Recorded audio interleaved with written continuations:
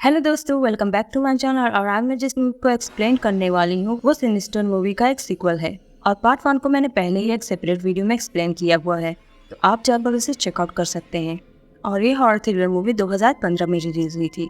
और अगर हम इसकी रेटिंग्स की बात करें तो इसकी IMDb rating 5.3 stars out of 10 है। तो दोस्तों, अगर आपको मेरा मूवी एक्सप्लेनेशन वीडियो पसंद आए तो प्लीज मेरे वीडियो को लाइक और मेरे चैनल को सब्सक्राइब करके मुझे सपोर्ट करें मेरा 1 के सब्सक्राइबर फैमिली पूरा करने के लिए। तो देर नहीं करते और बढ़ते अपनी मूवी एक्सप्लेनेशन की ओर।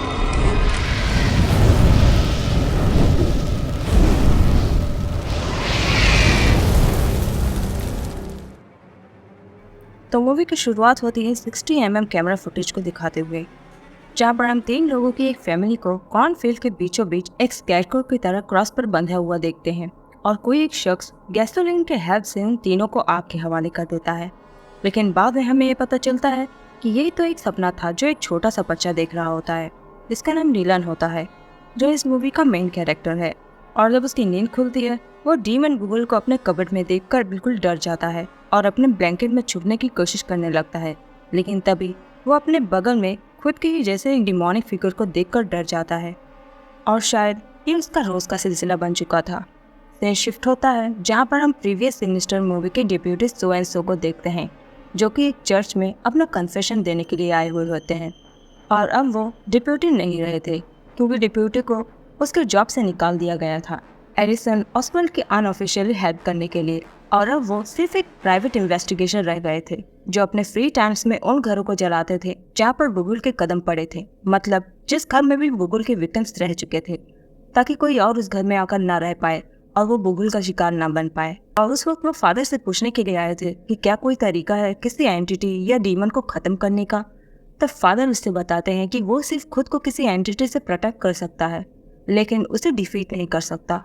और फिर हम डीलन को उसके ट्विन ब्रदर जेस्ट के साथ खेलते हुए देखते हैं, जो अपने माँ कॉर्टनी के साथ में एक सुपरमार्केट में आए थे और एक आदमी को उनका पीछा करते हुए देखती है, जिसे शायद उसके हस्बैंड क्लिंट ने भेजा था, ताकि वो उनका पता लगा सके कि वो इस वक्त कहाँ रह रहे हैं। क्योंकि उन बच्चों की माँ कॉर्टनी बिना अपने हस्बैंड की जानकारी के वहाँ से भाग निकली थी, क्योंकि उसका हस्बैंड बहुत ही ज़्यादा एब्यूजिव था। और उस वक्त कॉर्टनी किसी तरह अपने बच्चों को बचाकर वहाँ से भागने में कामयाब हो जाती है। और उस वक्त वो एक फार्म हाउस में रह रही होती है, जो एक अबांडन्ड चर्च के बगल में ही होता है। और वो वहाँ पर चर्च की रेनोवेशन का काम कर रही होती है।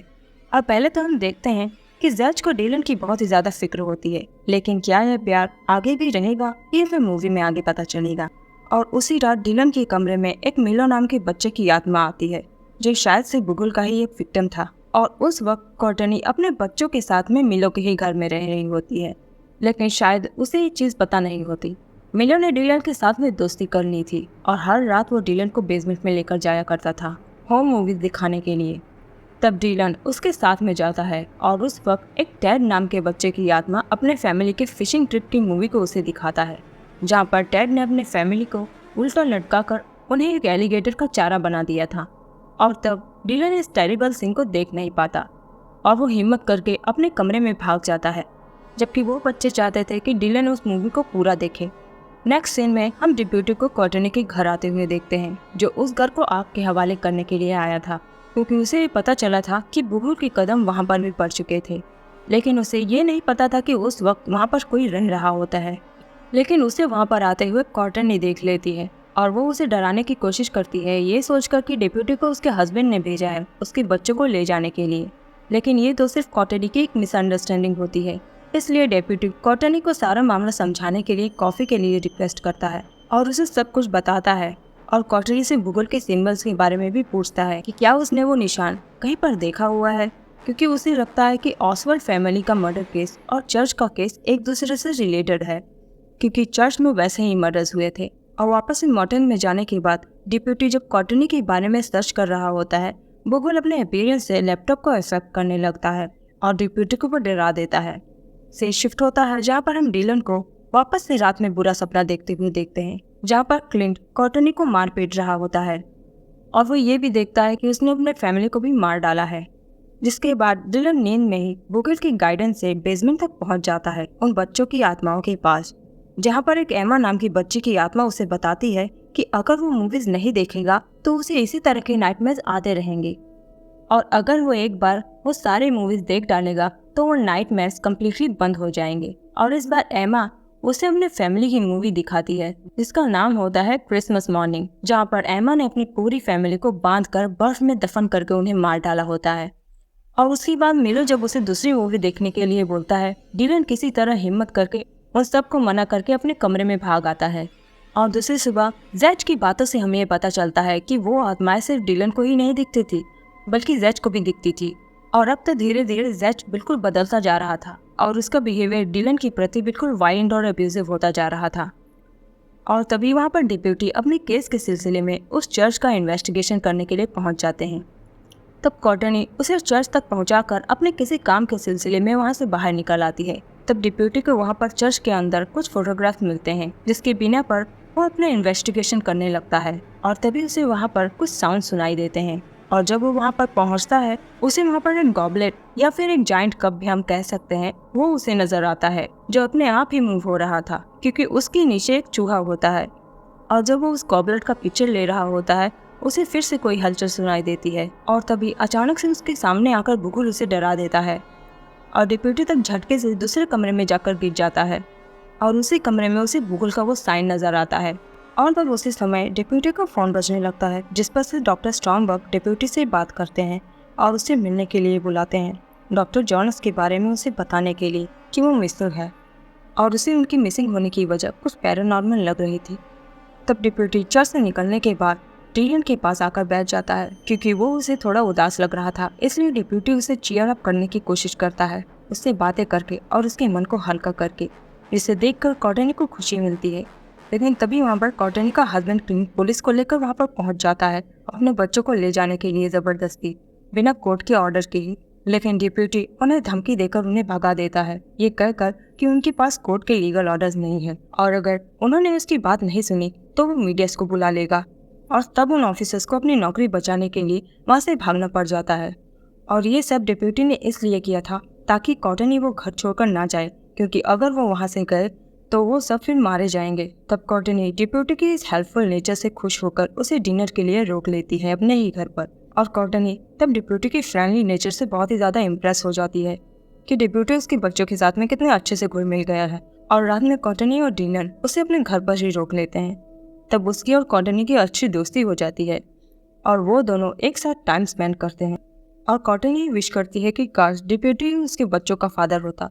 और वो डिप्यूटी से ये भी बताती है कि उसका हस्बैंड बहुत ही ज़्यादा एब्यूजिव था उसके प्रति और उसके बच्चों के प्रति भी। और दूसरी तरफ माइलो जबरदस्ती डिलन को मूवी दिखाने के लिए लेकर चला जाता है जहाँ पर एक बच्चा उसे अपनी फैमिली की मूवी दिखाता है जिसका नाम होता है किचन रीमॉडल, जहाँ पर उस बच्चे ने अपने पूरी फैमिली को किचन के फ्लोर पर पानी भरकर उसमें इलेक्ट्रिसिटी पास करके उन्हें मार डाला था। और जब डिलन मूवी देखकर बेसमेंट से निकल रहा होता है तब जैच उसे देख लेता है और वो तब बेसमेंट में जाता है और मिलो से ही पूछता है कि उसमें ऐसी कौन सी कमी है जो उन्होंने डिलन को अपना फ्रेंड बनाया और उसे नहीं। तब माइलो उससे कहता है कि उसमें शायद वो काबिलियत नहीं है जो डिलन में है।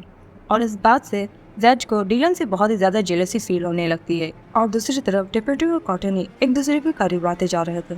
सीन शिफ्ट होता है और हम डिप्यूटी को डॉक्टर स्टॉर्मबर्ग से मिलने जाते हुए देखते हैं और डिप्यूटी जाते जाते कॉर्टनी से कहकर जाता है कि वो उस घर को छोड़कर कहीं न जाए उसे बताए बिना। तब कॉर्टनी इसके लिए हामी भर देती है, जिसके बाद डिप्यूटी जब डॉक्टर स्टॉर्मबर्ग से मिलने के लिए जाता है डॉक्टर स्टॉर्मबर्ग उसे एक हैम रेडियो के बारे में बताते हैं जिसमें से उसे एक डिस्टर्बिंग रिकॉर्डिंग मिली थी जिसमें एक बच्चा नॉर्वेजियन लैंग्वेज में बोल रहा था अपने फैमिली को मारते वक्त, जिसे ट्रांसलेट करने पर उसका मतलब निकल कर आता है कि मॉम आपके चिल्लाने की वजह से बुगल मुझे सुन नहीं पा रहा है। और डॉक्टर स्टॉर्मबर्ग डिप्यूटी से बताते हैं प्रोफेसर जॉनस ने बुगल के सर्वाइवल पैटर्न को ट्रैक कर लिया था कि वो न सिर्फ घर बदलने से और बच्चों के जरिए मारता है बल्कि वो किसी भी चीज़ में समाहित होकर कैरी ऑन होता रहता है, जैसे कि वो उस रेडियो में समाहित हो चुका था, इसलिए उसे लाते ही प्रोफेसर जॉनस मिसिंग हो गए।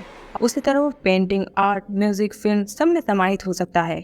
और एंशिएंट कल्चर्स के लोगों का यह मानना था कि बुगल तक सिर्फ सैक्रिफिशियल रिचुअल के जरिए ही पहुंचा जा सकता था और कुछ लोगों का मानना था कि बुगल इनोसेंट बच्चों के करप्शन पर सर्वाइव करता है। तब ये सारी बातें सुनने के बाद डिप्यूटी उन्हें उस रेडियो को डिस्ट्रॉय करने के लिए बोलता है और वहाँ से सीधे कॉर्टनी के घर के लिए निकल लेता है उन्हें बचाने के लिए। और यहाँ दूसरी तरफ जैक डिलन की बहुत ही ज़्यादा पिटाई कर देता है। उसकी नफरत के चलते। और कॉर्टनी जब इसके लिए जज को डांटती है, जज उसे भी गालियां देकर वहां से निकल लेता है।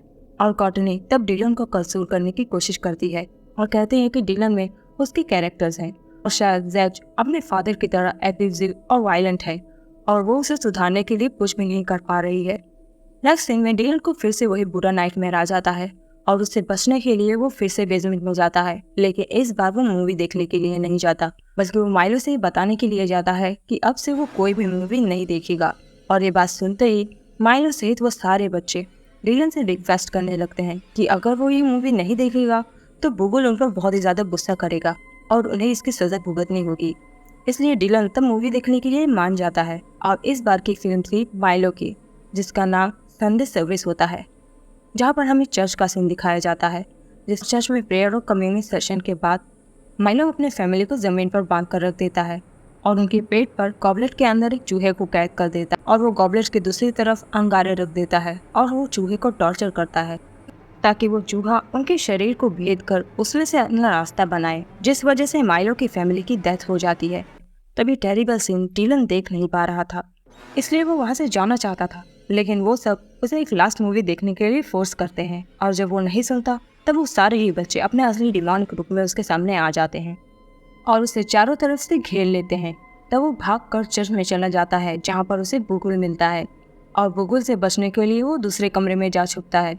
तब भी वो सब बच्चे उसका पीछा नहीं छोड़ते और डिलन तब उनसे कहता है कि वो उनकी जैसा नहीं बनना चाहता, क्योंकि डिलन में अब भी अच्छाइयाँ थी उसकी माँ की तरह। तब माइलो भी उससे बता देता है कि वो उनकी असली चॉइस तो कभी था ही नहीं और उसने तो वही किया जो वो चाहते थे और वो तो उसके जरिए सिर्फ जज को पाना चाहते थे, क्योंकि बेसमेंट में उस वक्त लास्ट मूवी जज देख रहा होता है, जहाँ पर कुछ लोगों के दांतों को ड्रिल मशीन से उखाड़ कर उन्हें मारा जा रहा था, जो देखकर जज को बहुत ही ज्यादा मजा आ रहा था।